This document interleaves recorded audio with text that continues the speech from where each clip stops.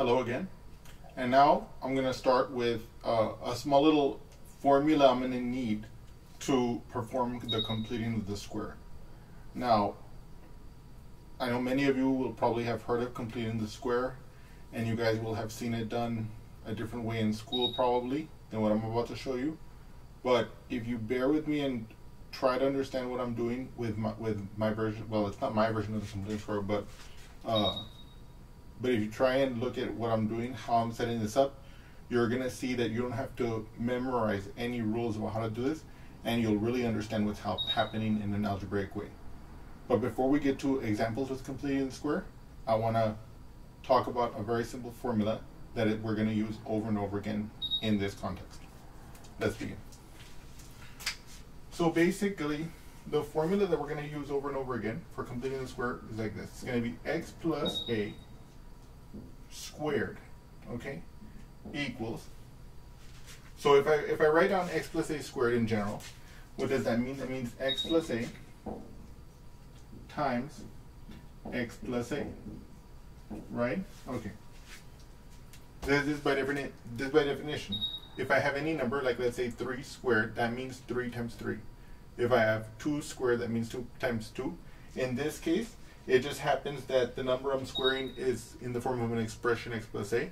So if I have x plus a squared, then it's x plus a times x plus a. Anyway, let's move on. So now here, check this out. How do I multiply this out? Well, I start with the x times x, which gives me x squared. Then I do the x with this a out here.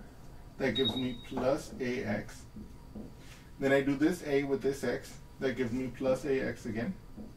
And then I do the a here with the a there, which gives me plus a squared. Okay? Okay. Now, if you notice, these two are like terms and I can combine them. And so I can write this as x squared plus 2ax plus a squared. Okay? Okay. So let me summarize that here on the side, this relationship. X plus a squared is equal to x squared plus 2ax plus a squared. Okay? Okay. Now, I'm going to take this opportunity for us to see this in a different light. Okay? I want to recall something we did a couple of lectures ago, where we can redo this in a geometric kind of way, or with a geometric interpretation. So I'm going to do that real briefly here. I'm going to imagine I have a square, okay? And I'm going to imagine that, let's say, that this is x, and then this distance here is a, that this is the distance x, and that here is the distance a, so that in effect we have a square with width a and with height a, and hence area x plus a times x plus a, or in other words x plus a squared. But what we're going to do here is we're going to dissect this figure. I know I can imagine now, given the way I've drawn it,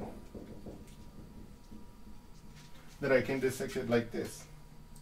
This upper left-hand dissection piece is a square with height x, width x, and consequently with area x squared. This piece here, this rectangle, has height x, width a, and so therefore must have area. Rectangles have area, length times width. So in this case, ax, okay? Similarly, this rectangle down here in this lower left-hand corner has width x, height a, so must have area ax. And finally, this corner piece has width a, right? Height a, right? So it's a square, and it must have area a squared, because a times a, right? And if you notice, so what I've just drawn here is that the big square, which has area x plus a times x plus a, in other words x plus a squared, is equal to, it must be equal to the sum of these areas, of these figures, which you will see come out exactly to x squared plus 2ax plus a squared. Okay. So now the reason why I wanted to show you this geometric breakdown again was to give this algebraic formula some kind of practical meaning. Okay. I don't want you to think, you know, sometimes whenever you're learning math, you think sometimes this is so abstract, it has no connection to the real world, I'm never going to use it, etc. But like what I want you to see here is that you can attach this very abstract formula to this geometric picture of slicing a square into areas and showing how the area of the area of the big figure, for example, can be expressed in terms of the areas of the subfigures. But anyway, this formula, that x plus a squared equals to x squared plus 2ax plus a squared, is the relationship we're going to use as we talk about completing the square. And so now, let's begin with some of those examples. Thank you.